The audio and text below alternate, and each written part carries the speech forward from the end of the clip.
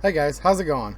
Today I'm going to talk about how Kalashnikov USA almost made an AKM or an AK47, chambered in 7.62 by 39.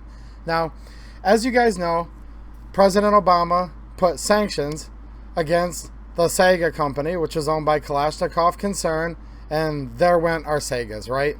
Our Russian AKM clones.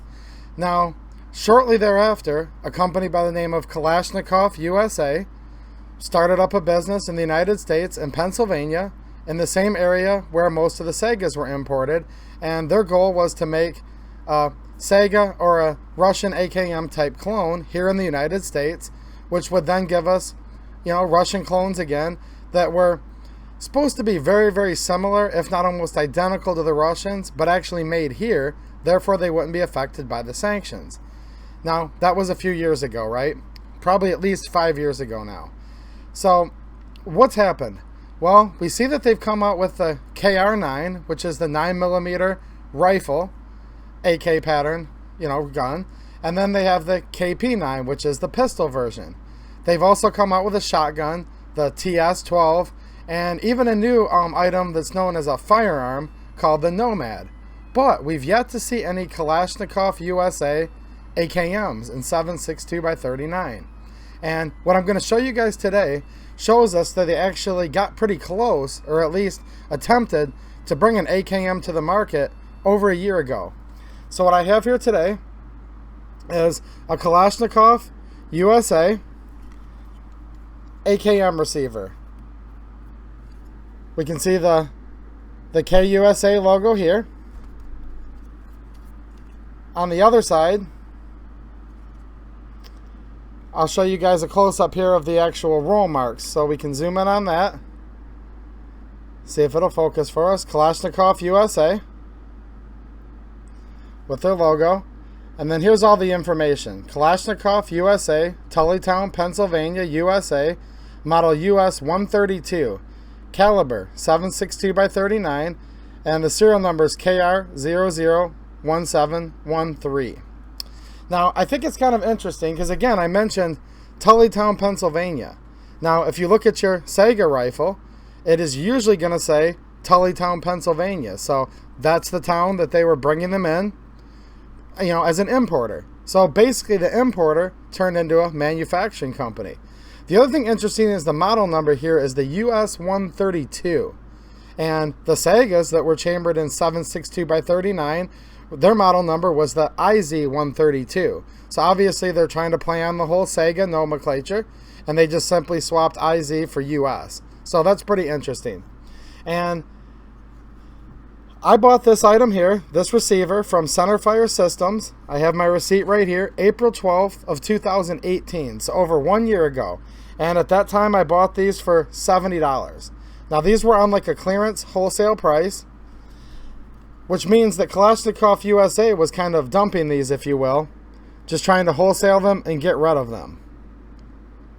And this is still just considered a receiver, not a completed rifle, obviously, or a pistol, but it's a little further than just a bare receiver, as you can see. This has the trigger guard installed, the mag catch installed. It also has the rear trunnion riveted in place and installed. I would also note, as I'm looking at this closer, if you look at the front trunnion rivets, you can see that they're pre-dimpled, and you can see the wear patterns where the rivets were installed and then demilled and removed. You can see clear signs here with these close-up images. So, same thing with the other side here. There's clear evidence. I mean, they did a good job demilling it, but that these did have a trunnion riveted to them. I would also note, if we look at the inside of the receiver, let's see how good of a job my camera can get at seeing this. You'll notice the finish. See how it's darker, and then there's a lighter spot here where there's a lack of finish? That happens to be the perfect outline of a rear trunnion. So, just by looking at some basic clues here, we know that they had installed the trigger guard and mag catch, obviously. They had installed the rear trunnion, and these also had front trunnions installed. Did they get barrels populated? Were the barrels actually head spaced and installed? I don't know. I've not been able to find that information out. But I will say this is pretty clear and convincing evidence that Kalashnikov USA did attempt to make an AKM in 7.62 by 39 well over a year ago. Because again, these were clearanced out and kind of wholesaled by Centerfire Systems at only $70, which is a pretty good price for, you know, let alone a stripped receiver, but also with a trunnion and the trigger guard and mag catch and some of the work obviously done. So these weren't probably sold at like a for-profit price. I would just assume that these were kind of, you know, dumped, that they got rid of these probably at a loss just to get rid of them. I wonder why. Maybe one of you guys know, and if anyone knows, you can chime in the comments. I'd be curious. Like I've often said, a lot of you guys are smarter than me, and I learn from you guys every day. So, but for those of you that are wondering, you know, why hasn't Kalashnikov USA made an AKM? Will they ever? Well, we can see right here that they definitely tried. They definitely got pretty far with it. We can see that this is completely roll marked,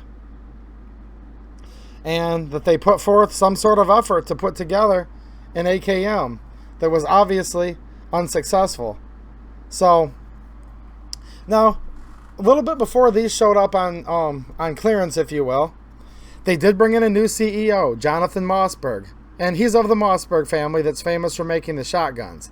Now, from what I've read on him, he left Mossberg around 2000, so almost 20 years ago, and he pursued ventures in making smart guns.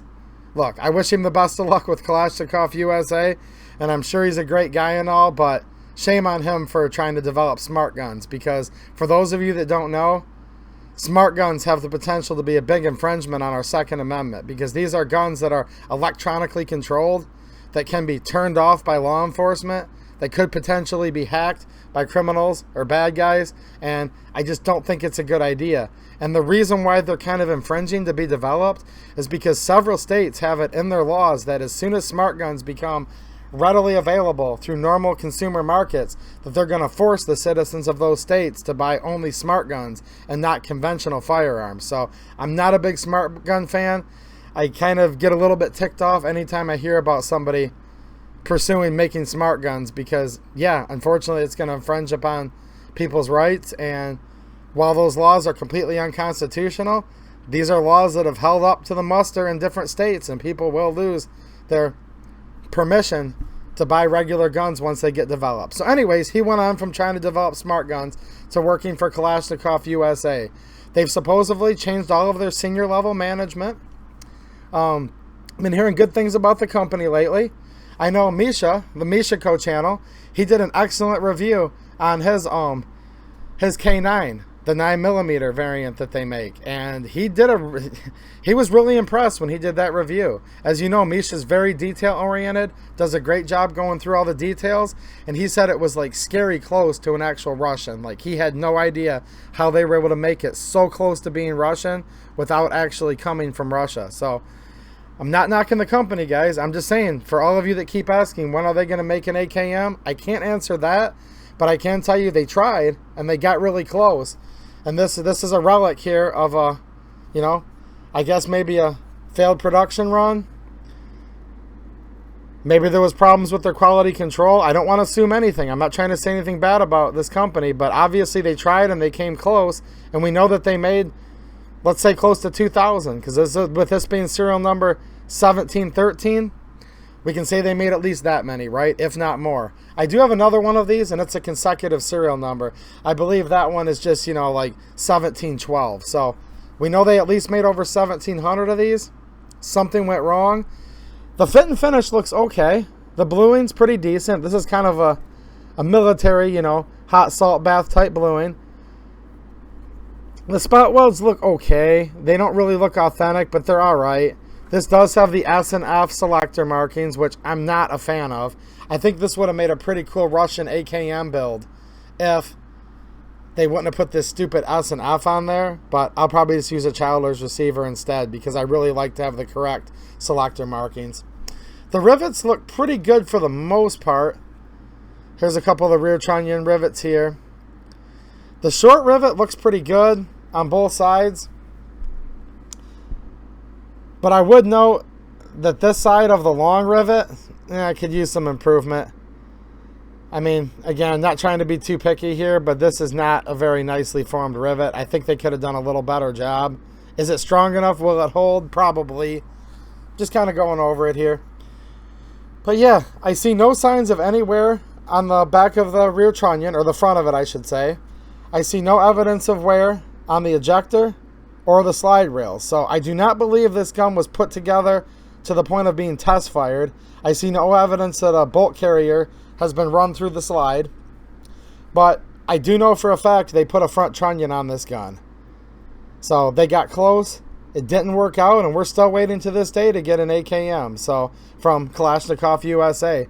So I guess the point of this video is to let you guys know that we almost had one, and I don't know when one's coming out for sure, but hopefully soon, because it'd be nice to be able to get a Russian clone again, especially if they do as good of a job as they did on the 9mm, you know, pistol and rifle. We shouldn't have to worry about this at all. It's obviously totally BS that Obama banned a whole section of firearms from import. I don't think they're coming back anytime soon, because not only did Trump not get rid of Obama's executive action, which he could have with just a signature, just a brief letter, he could have unsigned it, but instead Trump doubled down and actually banned the Molot factory, which is where we got our Vepers from. So for a guy that banned the second half of the Russian stuff we could still get, I don't think he's going to come back and approve or repeal rather the Obama sanctions. So unfortunately, these Kalashnikov USAs are probably our best chance at getting something that at least looks like a Russian gun. I hope they get it together soon. I've heard the company, like I said, is supposedly heading on the right track again, but we'll see. And for those of you guys that have been in the AKs as long as me, you know that a lot of funny stuff happens in the AK world. A lot of funny stuff happens with manufacturing, and I'm just not going to count my chickens before they're hatched, but let's see what happens here. But yeah, the Kalashnikov USA IZ-132 Saga clone, that almost happened, guys. So hopefully this doesn't just become an oddity and a forgotten weapon here. Hopefully we can get something that's completed and the real deal soon. Sorry, my camera's having a hard time with these roll marks, but I think I picked it up good a couple times earlier. All right, guys. I will be doing another SKS video that should pop out tomorrow. I have quite a few more videos to come, and it's summertime and I work a ton, so sorry I can't put out videos every day in the summer, but I do enjoy doing the videos, and I'll try to put out more for you guys on a regular basis. So check out the SKS video tomorrow, and until then, thanks for watching. You guys have a good one.